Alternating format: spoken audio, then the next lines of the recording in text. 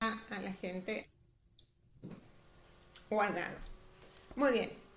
Entonces, tenemos esta onda que se expande y se contrae, que muestra se expande y se contrae. Y la física, dijimos, que es el área de la acústica más precisamente, que estudia el fenómeno del sonido y lo dibuja así, tan lindo, ¿no? Tan prolijito, tan limpito, que después vamos a ir viendo que esto es realmente una abstracción del sonido. ¿Ok? Muy bien. Vamos a repasar unos términos muy claros que tenemos que tener. ¿Cuál es la diferencia entre sonido, ruido y sonido terapéutico? El primer término que vamos a ver, que ya lo vimos, es el sonido. El sonido es todo lo que escuchamos. Absolutamente todo. El motor del lavarropas, de la heladera, la alarma del celular, las hojas movidas por el viento, nuestras mascotas, las voces, etcétera, todo. Por eso lo englobé en un gran globo, ¿sí? Dentro de esto de sonido vamos a tener un tipo de sonido que lo vamos a llamar ruido. El ruido, a diferencia del es una clase de sonido, pero lo que la caracteriza es que es algo desagradable. Nos perturba. Puede haber una emoción, ¿sí? De molestia, de enojo, de irritabilidad, porque el sonido siempre va a generar alguna emoción, pero siempre es un malestar. Inclusive puede ser dañino, puede afectar la salud auditiva. Por ejemplo, un ruido como, no sé, un martillo neumático, esos que utilizan para romper el pavimento,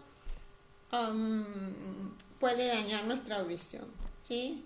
O el disparo de un arma de fuego, si está muy cerca de nuestro oído, ese ruido puede dañar nuestra audición. Entonces, sonido es la palabra genérica, todo lo que escuchamos. Ruido se caracteriza por ser desagradable y molesto. Y en tercer lugar, vamos a ver que está el sonido terapéutico, que es el que vamos a aplicar nosotros. El sonido terapéutico se caracteriza por ser agradable, o sea, no nos perturba, no nos causa ningún malestar, todo lo contrario, genera efectos beneficiosos en el organismo. Eso es muy importante, ¿sí? El sonido terapéutico, repito, es un sonido agradable que produce efectos beneficiosos en el organismo.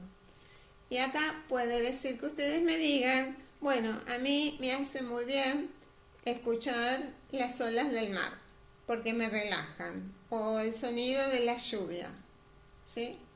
Y está muy bien, está perfecto, pero el sonido terapéutico, la diferencia que hay con esos sonidos agradables, es que hay justamente un terapeuta produciendo ese sonido con una intención, ¿sí?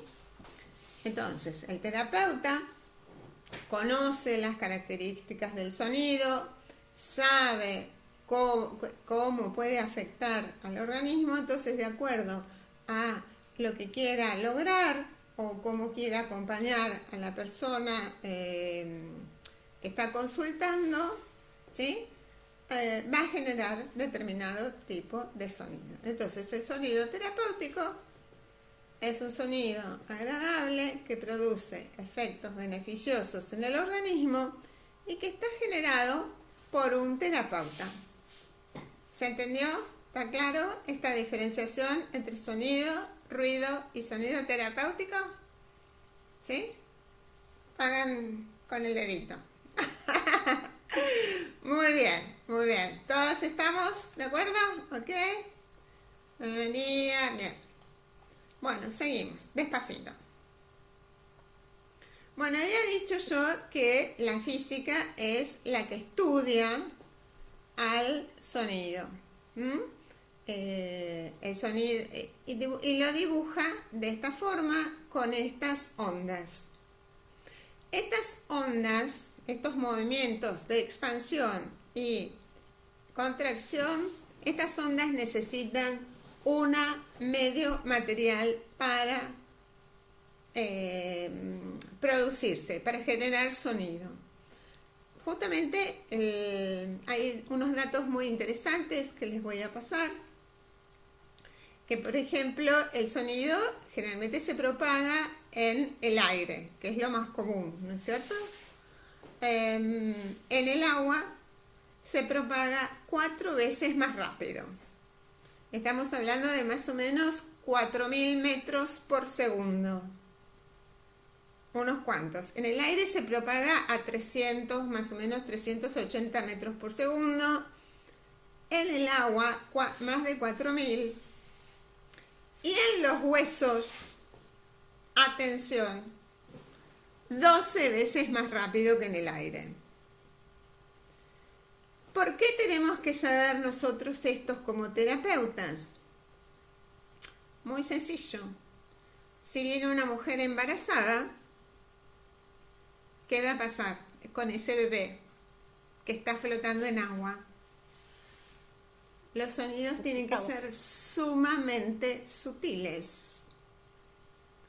¿Qué pasa cuando se apoya un cuenco de cuarzo sobre el cuerpo? Imaginen cómo vibran esos huesos. 12 veces más que en el aire. Entonces, como terapeutas, tenemos que tener este conocimiento de que dice la acústica, de cómo se propaga el sonido. Porque primero tenemos que conversar con la persona, con el consultante o con el grupo que estamos, si alguien tiene alguna situación auditiva, ¿sí? Si hay alguna persona, alguna mujer embarazada, porque ahí vamos a tener que cambiar la ubicación, o tal vez tengamos que ajustar la sesión, obviamente lo vamos a tener que ajustar, ¿sí? Entonces, todas estas cuestiones son muy, muy importantes de conocer. Muy bien.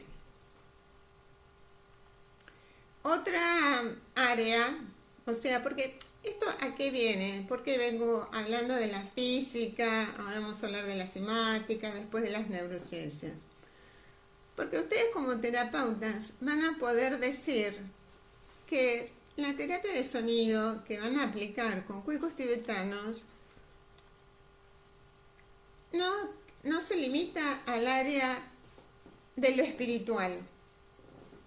O porque a mí me resulta lindo o porque me relaja. No. El trabajo es mucho más profundo. Y acá la ciencia lo está demostrando. Y por eso la terapia de sonido cada vez está ganando más popularidad, no solo en el ámbito holístico, sino también en el médico, en la medicina biomédica, porque es medible y los resultados se pueden repetir, ¿sí? Por eso nosotros cuando aprendamos los protocolos, ustedes los van a poder aplicar, se les va a decir qué adaptaciones tendrán que hacer y van a tener los mismos resultados siempre. Muy bien. Entonces, vemos que, vuelvo a repetir, que la terapia de sonido con cuencos tibetanos, si bien tiene un lado espiritual, también tiene una sólida base científica que lo respalda. O sea, no es porque se le ocurra a Elena, ni porque alguien muy espiritual lo dice, sino que también la ciencia lo comprueba y lo señala. Esto es importante para ustedes como terapeutas, saber que tienen un respaldo en la ciencia. Bueno, la simática es otra rama de la ciencia que estudia cómo el sonido modifica la estructura molecular de las cosas, de los organismos, ¿sí? Y este término simática fue acuñado por un médico suizo que se llamó Hans Jenny en el año 1967. Él realiza estos estudios que consisten en una placa de metal y pone sobre ella granos de arena y la somete a frecuencias de sonido y ve que tal frecuencia hace que la arena forme estas geometrías. Otra frecuencia va a generar otra geometría y así va probando y va viendo y demostrando que el sonido no solo se oye, sino que también se puede ver.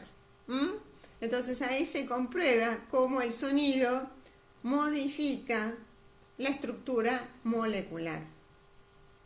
Y si bien hay un autor japonés, Masaru Emoto, que habla sobre la estructura molecular del agua y cómo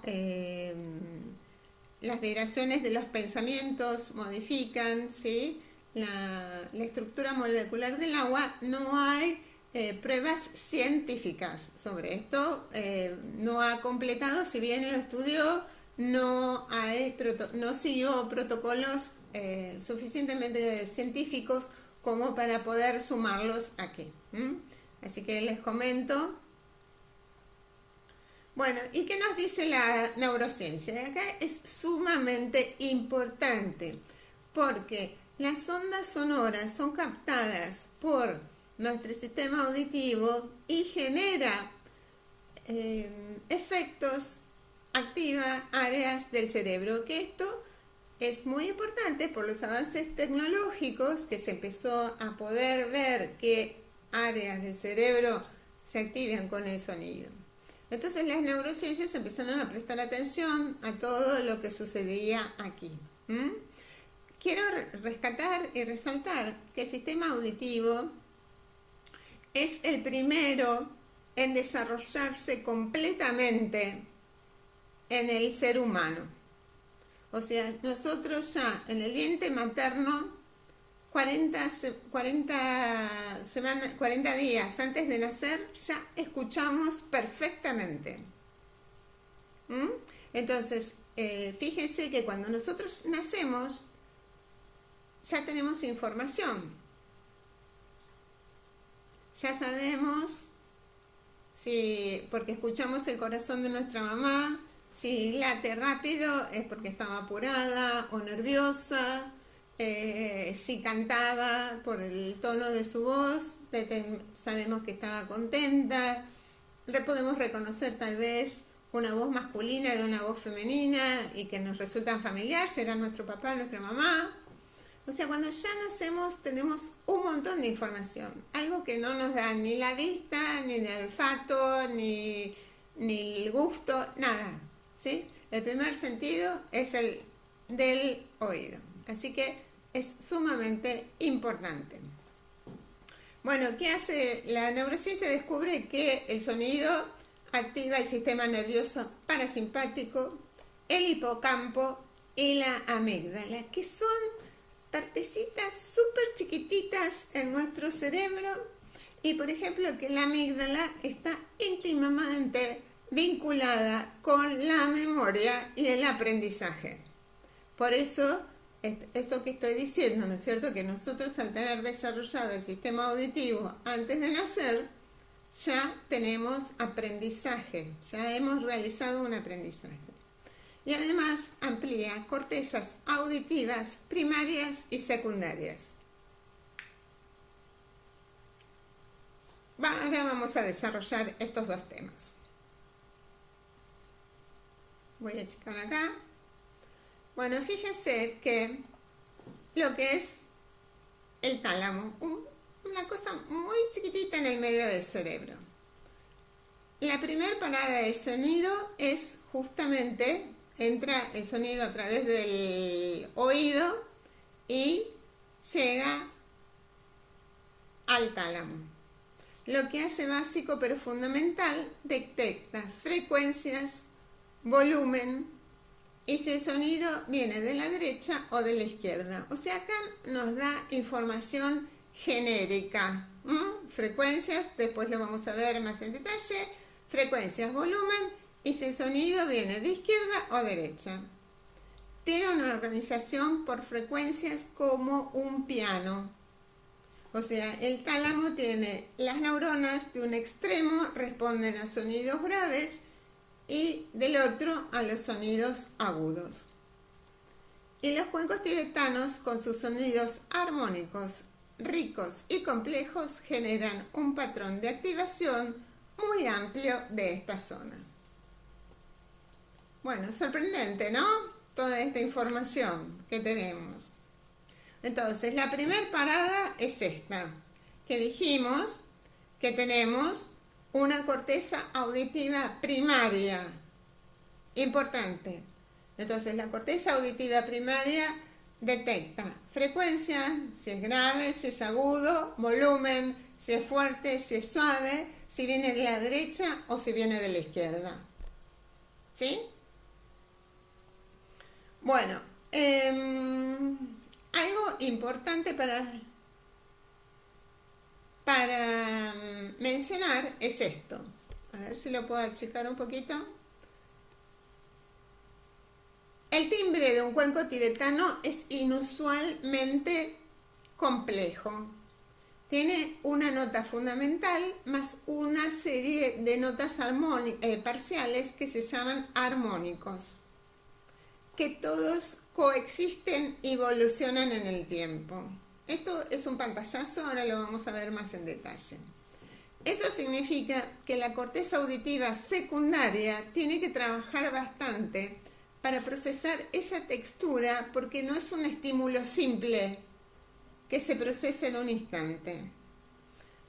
El timbre es lo que nos va a permitir, y les doy un adelanto, les spoileo un poco la historia, el timbre es lo que nos permite detectar qué fuente sonora es. Entonces, en la primera instancia, en la corteza auditiva primaria, detectamos si es grave, si es agudo, si es fuerte, si es suave y de dónde viene, de acá, de allá.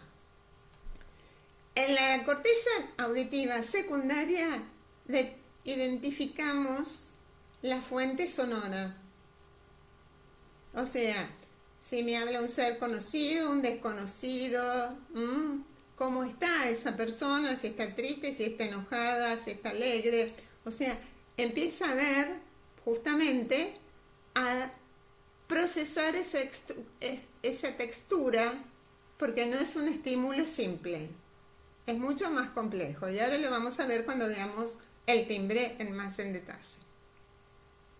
Bueno, entonces, ¿por qué vemos esto? Porque si yo quiero tocar cuencos, bueno, porque cuando vas a tocar cuencos vas a producir, acá casi todas son terapeutas, quieren producir un efecto en sus pacientes, sus alumnas, y bueno, cómo escuchamos es súper importante de entender, porque así vamos a ayudar a las otras personas a percibir más el sonido. Ustedes no le van a dar una clase como están recibiendo ahora, pero ustedes al conocer van a saber cómo utilizar el sonido y sus cualidades que vamos a ver en unos instantes.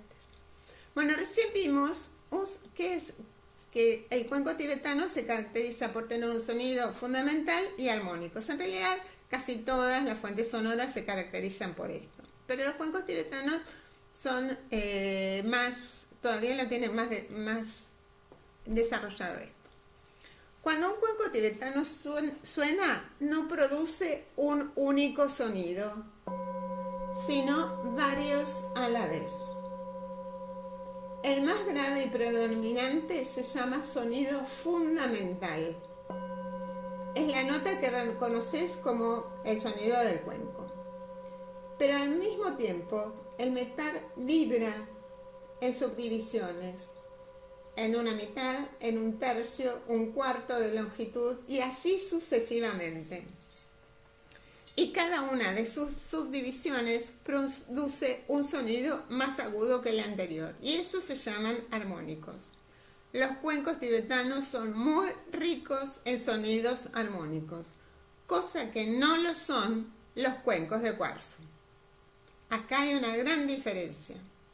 Los cuencos de cuarzo no son igual de ricos que los cuencos tibetanos.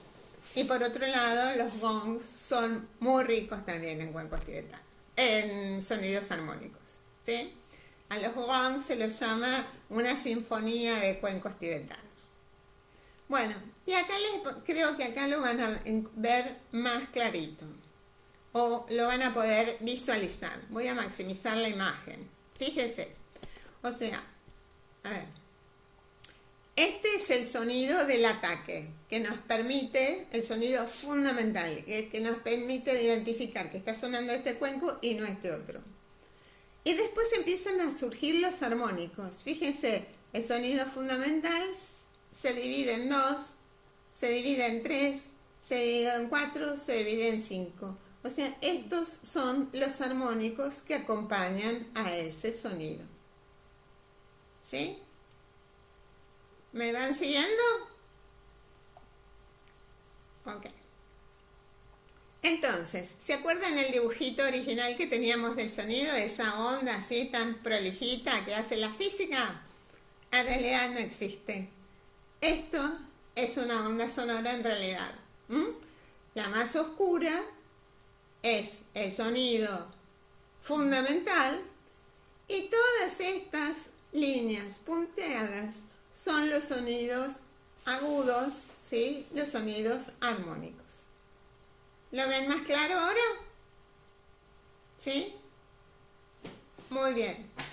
Bueno, vamos a continuar iniciando con las cualidades fundamentales del sonido. Esto sí va a ser súper importante que ustedes las tengan claras y las manejen muy bien para el domingo.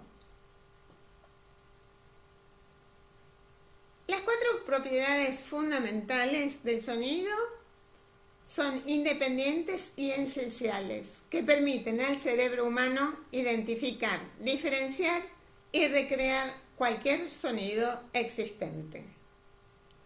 La primera cualidad que vamos a ver se llama intensidad, ¿sí? Y la intensidad nos va a decir, o volumen, como llamamos, ¿no? No escucho el tele, ponelo más fuerte. Es esto, nos estamos refiriendo a la intensidad. O sea, fíjese que cuanto más se expande la onda sonora, ¿ven? Mayor expansión, mayor contracción, un sonido más fuerte. Mientras que cuanto hay una menor expansión y una menor contracción, el sonido es más suave o débil. La intensidad se mide en decibelios. Y el ser humano escucha, o el rango de seguro o saludable de escucha es hasta los 60 decibelios, más o menos, ¿sí? 40, 60 puede tolerar. Muy bien.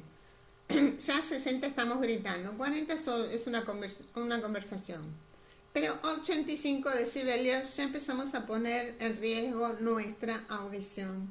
¿Y saben cuánto es 85 decibelios? Acá la mayoría somos chicas y seguramente lo usamos. Se nos está acabando el tiempo. Un secador de pelo es 85 decibelios. O sea que no quiere decir que porque estemos 10 minutos con el secador secándonos el pelo, vamos a poner en riesgo nuestra salud. Pero imaginen una persona que trabaja en una peluquería, que trabaja 6, 7 horas, 6 días a la semana, ese secador de pelo va a producir algún efecto no muy beneficioso en su sistema auditivo, a menos que use protectores auditivos, ¿sí? Pero bueno, fíjese cómo en nuestro día a día nos enfrentamos a este tipo de contaminación sonora sin darnos cuenta. Bueno, vamos a hacer una pausa porque se nos está acabando el tiempo. Volvemos en 5 minutitos, así que aprovechen para, no sé si están tomando algo o estirar un poco las piernas, ¿sí? Nos conectamos en unos instantes.